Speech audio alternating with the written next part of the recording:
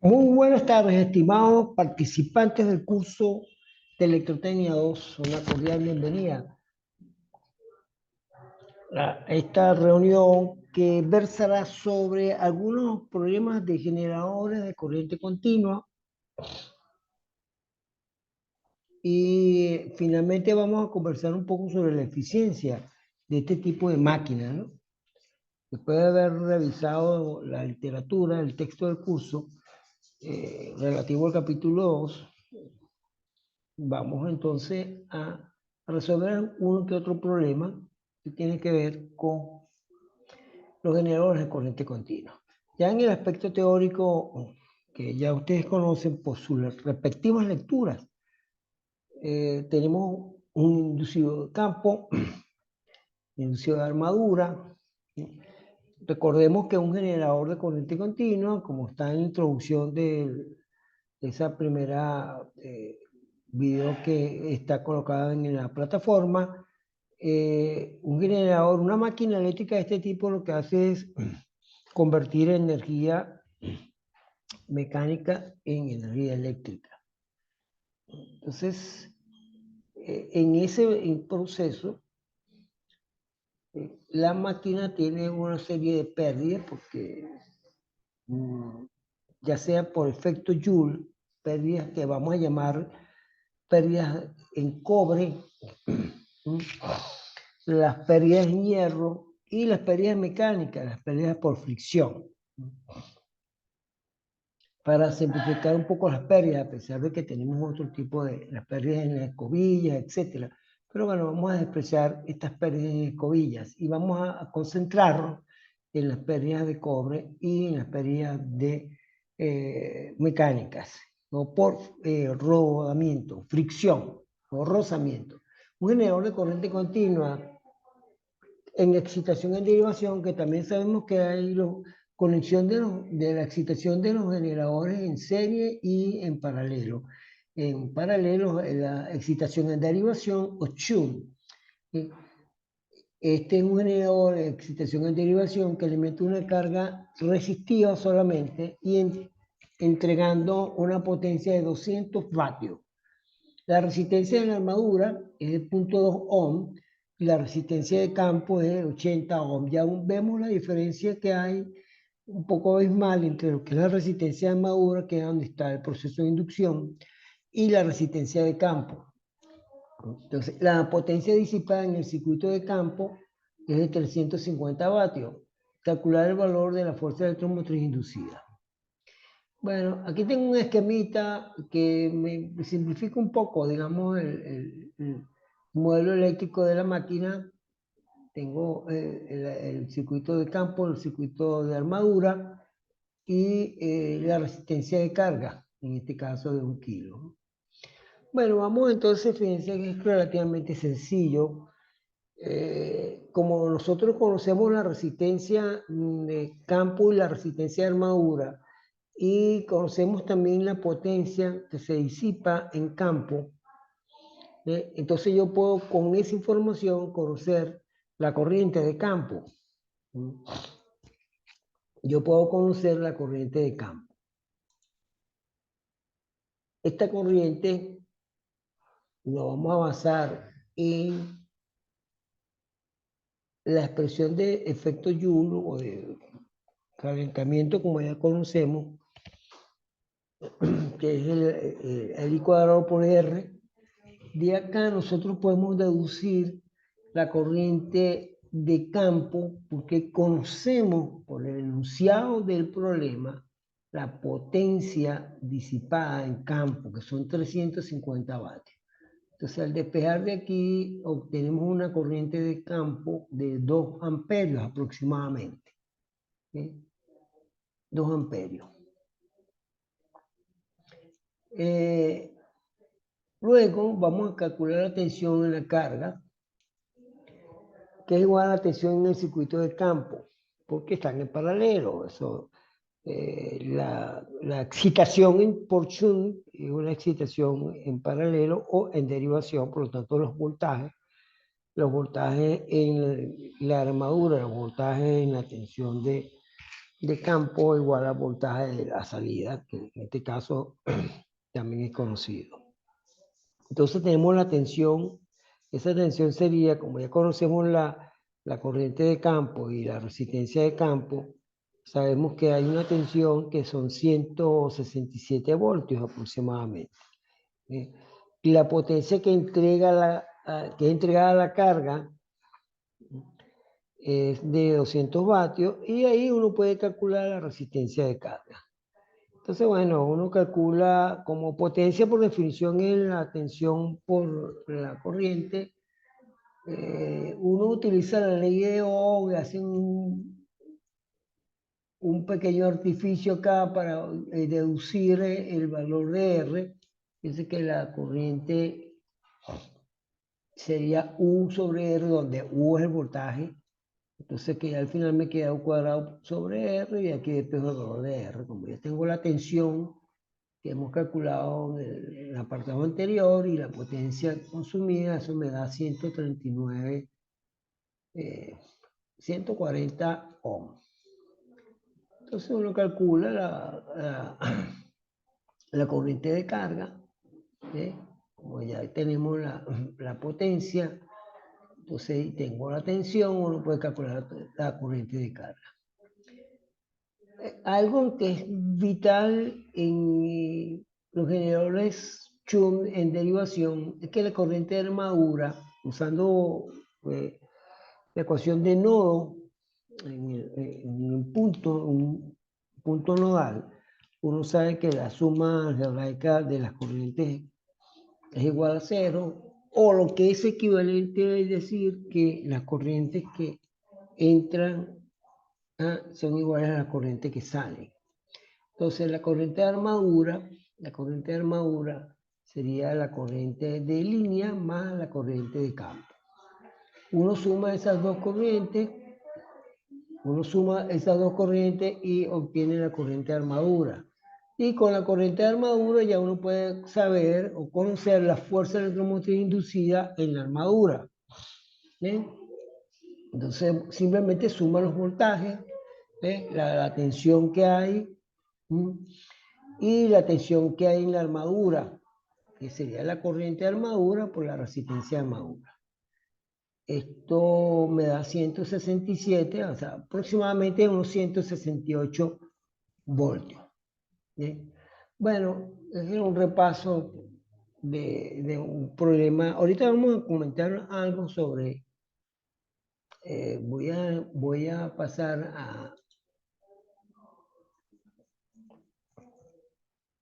al texto un momentico, voy a pasar al texto un momentico, para que tomemos en consideración otro problema de gran interés también. Todos estos problemas, estos ejemplos que están resueltos en el texto, ustedes tienen que desarrollarlos, hacerlos con calma, revisarlos, extraerlos, analizarlos, porque la evaluación es estrictamente los problemas del texto, no hay otro. Simplemente se le cambian los datos, pero exactamente los problemas del texto. Aquí hay varios ejercicios. Quiero hacer el comentario de uno así muy por encima. Yo tengo aquí un ejemplo que me dice que un generador de 100 kilovatios, 230 voltios alimentados, tiene una conexión Shunt de derivación. Me dan la resistencia de la armadura, la resistencia de campo. Si el generador opera a un voltaje nominal, yo voy a calcular el voltaje inducido en el generador a plena carga y la parte B a un 50% de la carga. Me hacen la aclaratoria que ambos casos se desprecia la caída de voltaje por contacto en escobillas, porque es una caída bastante pequeña, la caída de tensión que hay en las escobillas. Ya ustedes deben de conocer cuál es el papel de las escobillas en el generador. y se desprecia. Entonces aquí tenemos el esquema, digamos, porque este es el circuito de campo, ¿no? Este es el circuito de campo y este es el circuito de armadura. ¿Eh? Y esta es la tensión que lo simplificamos de esta manera, donde se genera el voltaje de generación del generador. Esta es la alimentación del generador. Entonces tenemos la resistencia de armadura y la resistencia de campo. Obviamente, fíjense que la resistencia de armadura es una resistencia muy pequeña comparada con la resistencia de campo, justamente para que exista una corriente a través de esa rama, ¿okay? Y exista un campo magnético, ¿okay? Porque la corriente eléctrica, al ser mayor, me genera mayor producción de campo magnético, que es lo que yo requiero, ¿ve? Para obtener la generación de la fuerza electromotriz. La ley de Faraday, ese cambio de flujo de campo magnético. Este es el nodo. Entonces, esta corriente de la armadura, esta corriente de la armadura, que llega aquí a este nodo, está entrando al nodo, es igual a la corriente de salida, que es la corriente de campo, que va al reóstato de campo, y la corriente que va a la línea, ¿no? Corriente que va a la línea en por eso que me traje el ejemplo, porque vemos cómo obtenemos aquí lo que habíamos indicado en el ejercicio anterior. Entonces es importante. Voy a repetir, la corriente de la armadura que está entrando a este nodo, la corriente de entrada es igual a la corriente de salida. Eso es otra manera de visualizar o de indicar la primera ley de Kirchhoff, en el caso de la corriente de nodos. Y esa corriente que está ingresando de armadura es igual a la corriente de campo más la corriente de línea. Entonces, como yo conozco, voy a calcular la corriente de campo. Esta corriente que está acá, que comúnmente se le llama IF, la corriente de armadura se le llama IA, y la corriente de línea IL o I solamente. Entonces, la corriente de campo en este caso, como son 230 voltios que hay acá de alimentación, y como esto está, la excitación del generador es en paralelo, este voltaje es el mismo voltaje que hay aquí en el ramal de campo. Por lo tanto, la corriente sería 230 entre la resistencia de campo. Eso me da 4 amperios. La corriente de carga sería esta que está acá. Fíjense bien, esta corriente de carga, como yo conozco la potencia, porque me están indicando que la potencia es de 100 kilovatios, o sea, 100 por 10 a la 3, entonces yo puedo conocer la corriente de carga. La corriente que me consume la carga. En este caso sería 100 por 10 a la 3 entre el voltaje y sería 230. Esa corriente es relativamente alta, ¿no? Son 434.8 amperios, casi 435 amperios. Por lo tanto, yo puedo conocer la tensión en la armadura. La tensión en la armadura, como ya yo conozco esta corriente, yo multiplico la corriente, lo que voy a sumar, fíjense la suma esta que acabamos de indicar. La corriente de armadura es la corriente de los 434.8 más los 4 amperios de la corriente de campo, eso me da 438.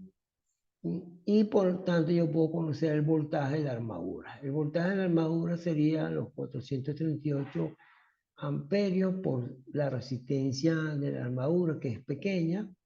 Y eso me da una tensión de 22 voltios. ¿Okay? Entonces el voltaje inducido El voltaje inducido sería entonces la suma de la tensión más el voltaje de la armadura. O sea, la suma de la tensión es de 230, la suma de la armadura, del voltaje de armadura es 22, eso me da un voltaje inducido de 252 voltios. Ese es el voltaje inducido en ese generador. Bueno, ese es el esquema básico de los problemas de generador en excitación, en derivación o paralelo, ¿no? Uno calcula las corrientes dependiendo pues de los valores. Comúnmente me dan las resistencias de campo y de armadura. Yo con esa resistencia puedo conocer las respectivas corrientes porque me dan el voltaje de la línea. Y como el voltaje de la línea es el mismo voltaje que hay entre la armadura y campo, porque están en paralelo, ya tengo prácticamente el problema resuelto. Bien, entonces, el otro aspecto que quiero tomar en consideración es la eficiencia de estas máquinas, este otro tipo de problema, ¿no? La eficiencia de estas máquinas. Como todos sabemos, termodinámicamente hablando, la eficiencia de una máquina térmica, de cualquier tipo de máquina, no puede ser de un 100%, porque hay pérdidas de distinto índole en una máquina. Ya sea una máquina térmica, mecánica, un motor, un generador, hay distintos efectos que me van a generar pérdidas. ¿Y qué ocurre con las máquinas eléctricas? Que como las máquinas yo tengo siempre bobinas, tengo alambres de cobre, por efecto Joule, por el I cuadrado por R que ya todos conocemos, hay una pérdida que se traduce en calor. ¿Sí? Se traduce en calor por efecto Joule. Entonces ahí hay pérdida de energía. Por otra parte, el eje del generador tiene en sus extremos unas chumaceiras que me permiten darle rigidez al eje para que no vibre y por fricción, porque está rotando por fricción, también se genera calor ahí y hay una pérdida desde el punto de vista mecánico de energía. Hay pérdida de energía mecánica, hay pérdida de energía eléctrica, ¿sí? En cualquier máquina eléctrica. ¿Sí? Y bueno, hay otros tipos de pérdidas también, las pérdidas por corriente de Focal, por ciclo de histéresis, etc., ¿no? Entonces, eso es lo que realmente se traduce con la eficiencia es menor que el 100%, porque siempre va a tener un conjunto de pérdidas, ya sea eléctrica o mecánica. Entonces, la eficiencia, como ya ustedes conocen quizás por otros cursos, es la razón entre la salida y la entrada. De cualquier máquina uno tiene salida entre entradas. Si la salida no puede ser igual a la entrada, porque entonces sería 100%, ¿no? Entonces, ese cociente hay que tenerlo claro, o sea, la potencia de salida entre la potencia de entrada. Multiplicado por 100, eso me da el porcentaje de eficiencia de esa máquina. Entonces, bueno, para uno calcular la eficiencia, uno lo que tiene que es conocer la potencia de salida, la potencia de entrada, en las distintas armaduras, como hemos comentado ahorita, ¿no? En la armadura, en la corriente de campo, en la corriente de armadura, etc. Y eso me va a traer distintos tipos de pérdidas en los generadores. Las pérdidas en cobre se le llama así. Pérdidas en cobre son las pérdidas producto por efecto Joule, que son las pérdidas que son generadas por lo que hemos comentado, como tenemos embobinado con alambres de cobre y por esos embobinados pasa una corriente eléctrica para obtener campos magnéticos por el efecto Joule, esa corriente se transforma en calor, en disipación de calor. Entonces yo por ahí tengo ya unas pérdidas que, como se habla de lo que hemos comentado, es cobre, uno la ha bautizado como pérdida de cobre. Hay pérdidas también entonces en la armadura, que llaman pérdidas de hierro, que son las delgas esas que ustedes ya hemos visto en el capítulo, en los esquemas que en construcción del generador, por ahí circulan corrientes, esas corrientes por supuesto también generan campos magnéticos que a la vez también generan una pérdida por calentamiento, ¿ves? En una parte. ¿sí? En una parte. Por otra parte, tengo esos núcleos laminados que también tengo ese conjunto de bobinas, el enrollado, pero en los núcleos que están laminados. Y recordemos que aparece en los circuitos magnéticos.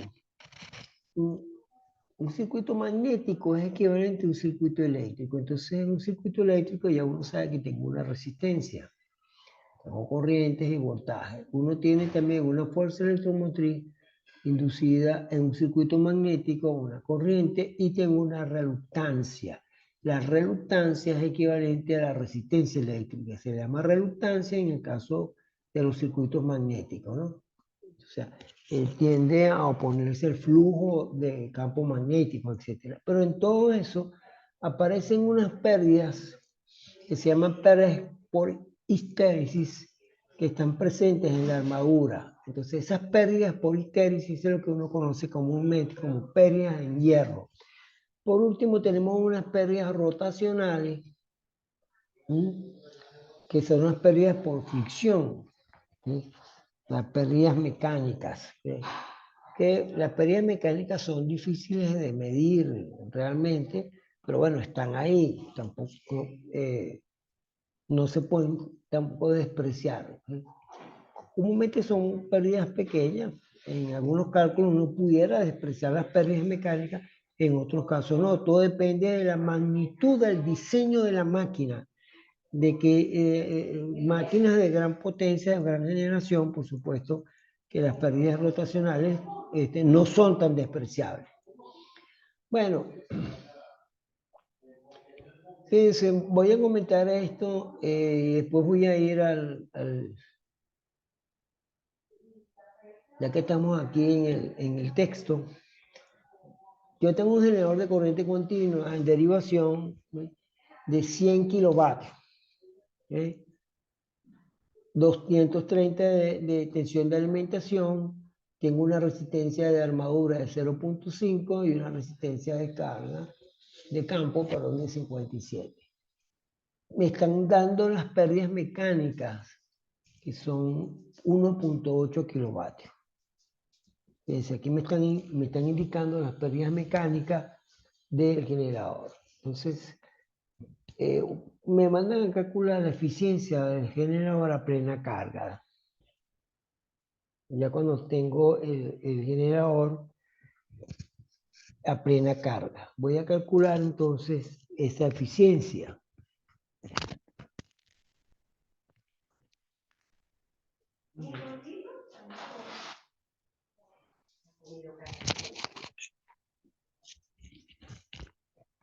Entonces voy a calcular la corriente de campo.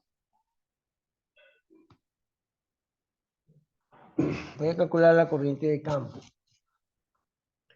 Entonces esa corriente de campo ya como conocemos, porque lo he explicado anteriormente, como está en derivación, tengo el mismo voltaje, el voltaje de la línea son 230 y conozco la resistencia de campo, tengo la corriente de campo, eso me da 4 amperios. La corriente de carga igualmente la puedo calcular, muy similar a lo que hicimos anteriormente, porque me dicen que la potencia es de 100 kilovatios. Esos 100 kilovatios entre los 230 voltios me dan los 434, que son aproximadamente los 435 amperios. Y la corriente de armadura, que sería la suma de la corriente de campo y la corriente de carga. Entonces, fíjense, es exactamente igual al que expliqué anteriormente. Pero ¿qué ocurre ahora? que yo tengo que calcular las pérdidas en el devanado de campo. ¿Ok? Las pérdidas en el devanado de campo, como ya yo conozco la corriente de campo y la resistencia, aplicó ley de Joules, ¿ok? Y cuadrado por R, y eso me da las pérdidas en el devanado de campo, que es cerca a 0,92 kilovatios. ¿Okay? Las pérdidas en el devanado de armadura, igualito. Ya tengo la corriente de la armadura, tengo la resistencia de la armadura, entonces el I cuadrado por R, eso me va a dar entonces las pérdidas en la armadura, que sería de 9,6 kilovatios. ¿No? Y bueno, las pérdidas mecánicas que me las están indicando. Entonces, fíjense, ¿cuáles son las pérdidas totales del sistema? Las pérdidas de cobre, que hemos comentado, las pérdidas mecánicas y las pérdidas en hierro. Eso me va a dar en total, 12,35 kilovatios de pérdida, o sea, más o menos 12 kilovatios de pérdida. Y con eso yo puedo conocer, como la potencia de salida me lo están indicando, que son de 100 kilovatios, entonces yo puedo calcular tranquilamente la eficiencia, ¿no? Teniendo en consideración que si la potencia de entrada es la potencia de salida más las pérdidas, porque acuérdense que la potencia de salida, o sea, como la potencia en términos de energía es aditivo, entonces yo puedo decir que la potencia de salida es igual a la potencia que está entrando menos las pérdidas. ¿Sí? Entonces, si no hay pérdida, por supuesto yo deduzco que la potencia de salida es igual a la potencia de entrada. Pero cosa que ya sabemos que no es correcto, ¿no? Entonces, bueno, uno llega a esta expresión, suma, porque la potencia de entrada sería salida más pérdidas. Ya yo tengo la potencia de salida, tengo la suma de las pérdidas que hemos indicado ahorita, porque me estoy incluyendo las pérdidas mecánicas, y eso me va a dar la eficiencia de la máquina, que en este caso es un 89%. ¿Sí? La potencia que desarrolla el primo motor es simplemente escribirlo, expresarlo en HP y expresar la potencia de salida que está en vatios, en kilovatios, en vatios. Uno hace la reducción de vatios a HP, ¿no? Se divide entre 746 y eso me da 150 HP. Esa sería la potencia en el primo motor, 150 HP. Es una máquina, piense que ya la magnitud de esta máquina es relativamente grande, ¿no? ¿Ok? Es una máquina considerable. Bueno, aquí yo tengo otro problemita, ya esto lo hemos discutido un poquito, y tengo otro problema que me dice que un generador en conexión en derivación tiene una resistencia de campo de 60 ohms, se alimenta de una carga de 6 kilovatios y el voltaje terminal es de 120, de una fase de 120, en el anterior problema era de 230 voltios. Si la fuerza automotriz inducida es de 133, vamos a calcular las pérdidas en cobre.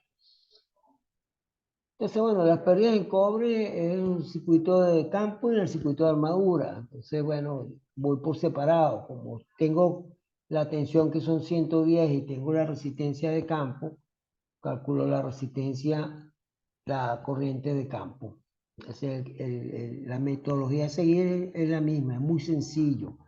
Entonces, ya con la corriente de campo, yo puedo calcular las pérdidas en campo por I cuadrado por R. ¿Ah? Y esto me da las pérdidas que son 240 vatios. Entonces, tengo que conocer las pérdidas en las armaduras para poder saber todas las pérdidas de cobre, ¿no?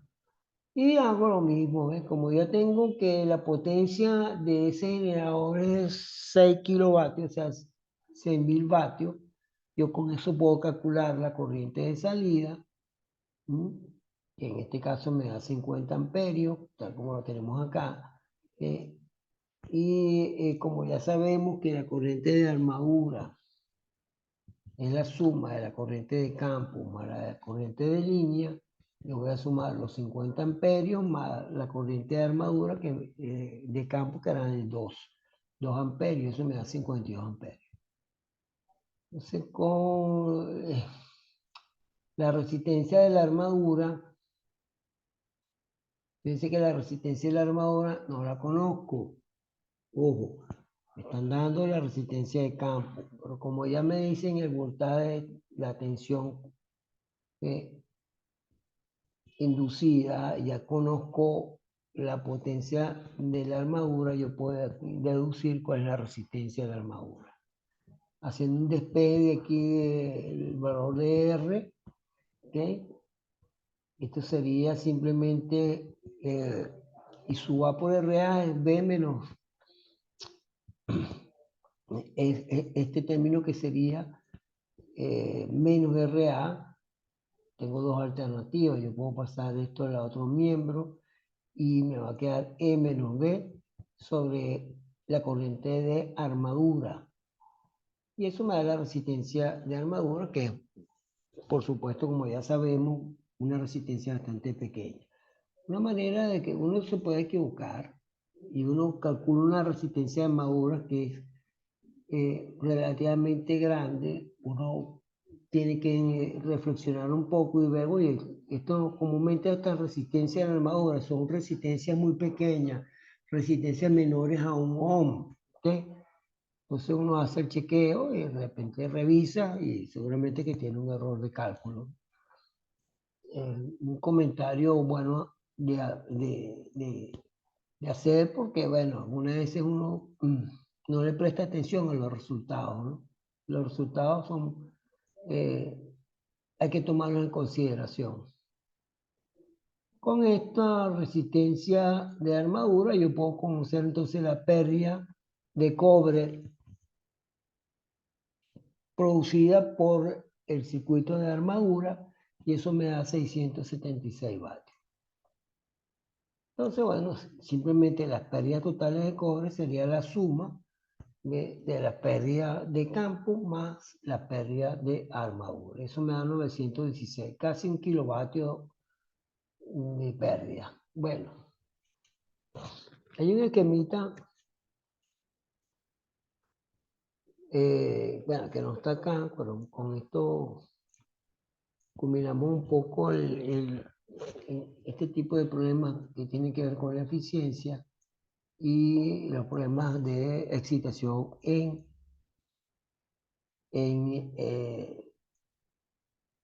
derivación 8. Vamos a dejar de compartir y nos vemos entonces en la próxima reunión. ¿Eh?